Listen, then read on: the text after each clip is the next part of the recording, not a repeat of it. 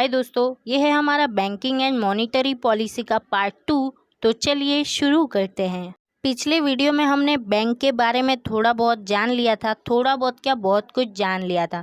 तो अभी हम कमर्शियल बैंक के फंक्शंस के बारे में जानने वाले हैं, मतलब कि कमर्शियल बैंक्स क्या क्या काम करता है।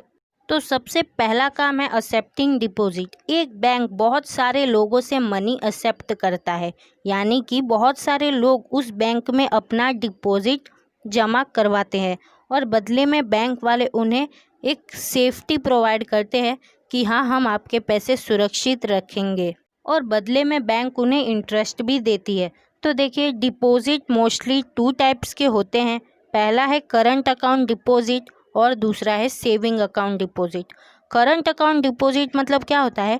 ये एक ऐसा अकाउंट है जिसे कोई बिजनेस फर्म ही ज़्यादातर खुलवाते हैं। बहुत कम ही होता है ऐसा कि कोई सिंगल पर्सन इसे खुलवाता है। मोस्टली जो बिजनेसमैन्स होते हैं, जो फर्म चलाते हैं, वही लोग करंट अकाउंट ओपन करवाते हैं। और ये एक ऐसा अकाउंट है जिसमें आप कितने भी बार पैसे निकाल सकते हो, डाल सकते हो एक दिन में। लेकिन इस अकाउंट से हमें कुछ भी इंटरेस्ट नहीं मिलता है, यानी बैंक हमें कोई इंटरेस्ट नहीं देता है।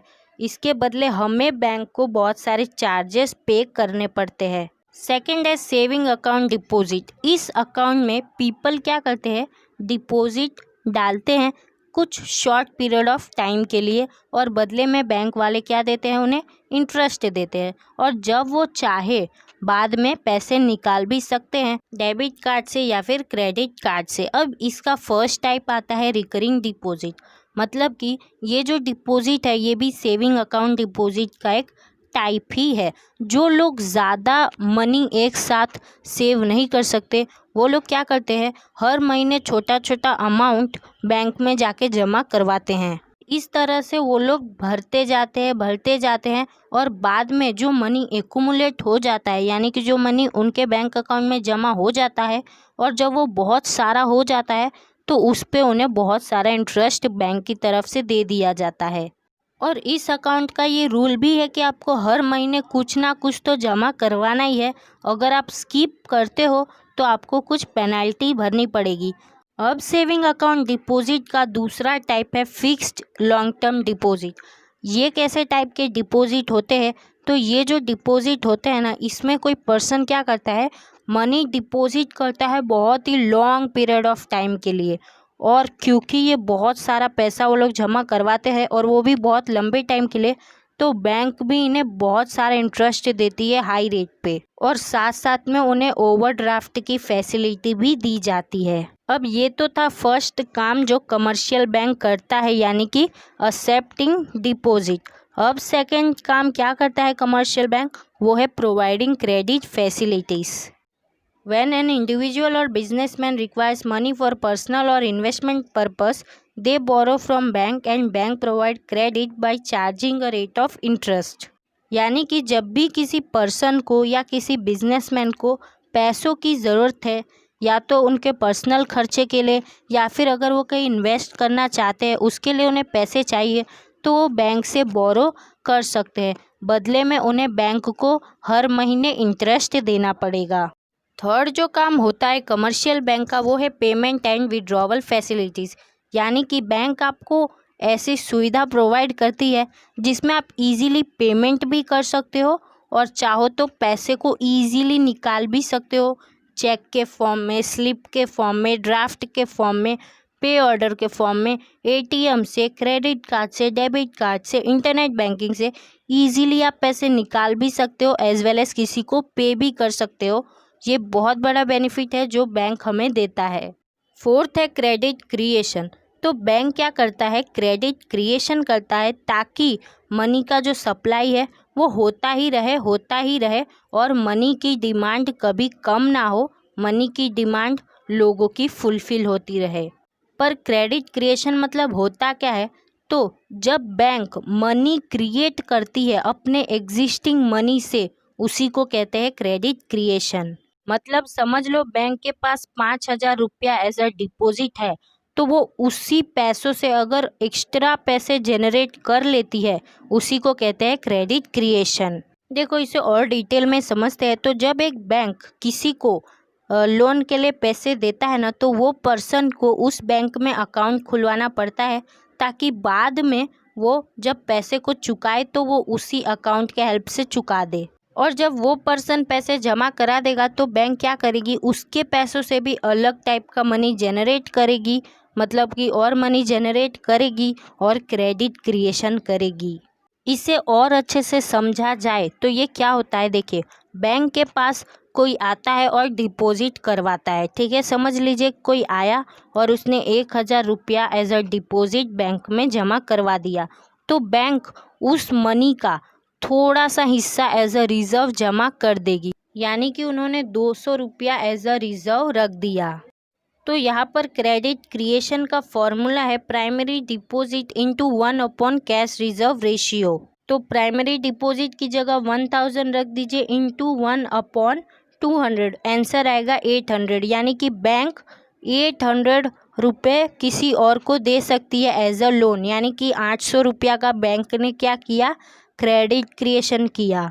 अब फर्दर बैंक उन 800 रुपये का भी क्रेडिट क्रिएशन करेगी तो 640 आएगा, फिर उन 640 का भी क्रेडिट क्रिएशन करेगी तो 512 आएगा। तो इस तरह से बैंक क्रेडिट क्रिएशन करता है। अब फिफ्थ जो काम है कमर्शियल बैंक का, वो है इंटर बैंकिंग ट्रांजैक्शन। तो देखिए बैंक होते हैं ना, उन्हें भी कभी कभार पैसों की ज़रूरत पड़ जाती है, या तो शॉर्ट टर्म के लिए या लॉन्ग टर्म के लिए। तो वो लोग किससे मांगने जाएंगे, तो वो लोग अपने ही किसी दूसरे बैंक से मांगने जाते हैं। जब किसी एक बैंक को पैसों की एकदम सख्त ज़रूरत पड़ गई तो वो लोग किसी और बैंक से पैसों का हेल्प मांगेंगे, और इसमें उनकी मदद करेगी रिजर्व बैंक ऑफ इंडिया। इस तरह से वो लोग जो पैसे मांगते हैं उसको हम कहते हैं कॉल मनी, और बाद में वो लोग जो इंटरेस्ट उस पर पे करते हैं उसको कहते हैं कॉल मनी रेट। अब कुछ सेकेंडरी फंक्शन है जो कमर्शियल बैंक परफॉर्म करता है। तो सबसे पहला है एजेंसी एंड यूटिलिटी सर्विस। एक बैंक बहुत सारे अलग अलग टाइप के सर्विसेज हमें देती है। जैसे कि देखिए, तो समझ लीजिए कि मेरा कोई बिजनेस है और मैं किसी को माल इंपोर्ट करती हूँ, तो अब है ना मेरे को एक्सपोर्टर को एक लेटर ऑफ क्रेडिट देना है कि आप मेरे पैसे चुका दीजिए।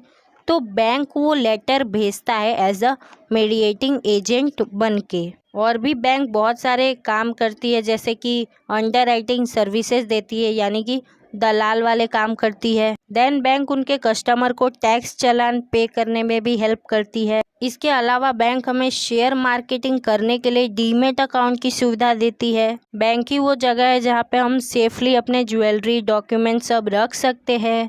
बैंक छोटे मोटे बिजनेस को पैसों की भी बहुत हेल्प करती है। इसके अलावा अगर आपको किसी को पेमेंट करना है और वो लोग कह रहे हैं कि कुछ फुल प्रूफ सिक्योरिटी लाओ, उसमें भी बैंक हमारी बहुत ज़्यादा हेल्प करती है। तो सेकंड जो सेकेंडरी काम है जो कमर्शियल बैंक करता है वो है providing various facilities with changing time. तो हमें पता है कि बैंकिंग एक इवोल्यूशनरी कॉन्सेप्ट है। बैंकिंग में जो काम होते हैं ना वो हमेशा बदलता रहता है। आज के प्रेजेंट टाइम में बैंकिंग में सब कुछ इलेक्ट्रॉनिक फॉर्म में हो रहा है।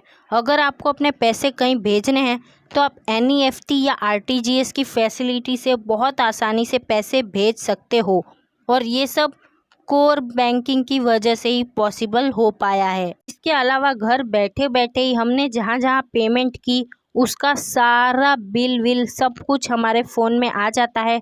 सब कुछ डिटेल आ जाता है कि कहाँ हमने क्या क्या खर्चा किया। हम इजीली कुछ भी खरीद सकते हैं, टिकट बुक कर सकते हैं, वो भी सिंपली मोबाइल फ़ोन या कंप्यूटर के हेल्प से, क्योंकि इंटरनेट बैंकिंग और मोबाइल बैंकिंग भी आ चुका है। इसके अलावा बैंक हमें डीमेट अकाउंट की सुविधा भी देती है, वो तो मैंने पहले ही बताया आपको। तो इस तरह से कमर्शियल बैंक हमारे लिए इतने सारे काम करती है। नेक्स्ट टॉपिक आता है presence of commercial banks in India. तो ये जो कमर्शियल बैंक है ये इंडिया में पब्लिक सेक्टर में भी है और प्राइवेट सेक्टर में भी है। जब 1991 में इकोनॉमिक रिफॉर्म हुआ उसके बाद तो फॉरेन बैंक्स भी आ गए प्राइवेट सेक्टर के अंदर। इसके अलावा कुछ फाइनेंशियल कंपनीज है वो भी बैंक की तरह बिहेव करने लगी हैं। और कोऑपरेटिव बैंक तो है ही है, यानी कि कितने सारे बैंक हैं, लेकिन एक डेफिनेशन दिया है आरबीआई ने, तो उस डेफिनेशन में क्या है कि only those companies which are listed in the second schedule of RBI act 1934 are called schedule banks and they are the real banks. तो सिर्फ वो बैंक्स जो आरबीआई एक्ट 1934 के अंदर रजिस्टर्ड है वही बैंक कहलाती है। तो हमारे इंडिया में शेड्यूल बैंक होते हैं दो टाइप के, एक कमर्शियल बैंक और दूसरा कोऑपरेटिव बैंक। कोऑपरेटिव बैंक के कोई टाइप्स नहीं होते, लेकिन कमर्शियल के 4 टाइप होते हैं। एक है पब्लिक सेक्टर कमर्शियल बैंक, दूसरा है प्राइवेट सेक्टर कमर्शियल बैंक, तीसरा है multinational banks working in India and fourth है रीजनल रूरल बैंक्स, यानी कि जो बैंक्स गांव में होती हैं। तो चलिए आज के लिए इतना ही। आज के वीडियो को यहाँ पर एंड करते हैं। अगले पार्ट में रिजर्व बैंक ऑफ इंडिया को देखेंगे और फिर मॉनेटरी पॉलिसी को ख़त्म कर देंगे, चैप्टर एंड हो जाएगा।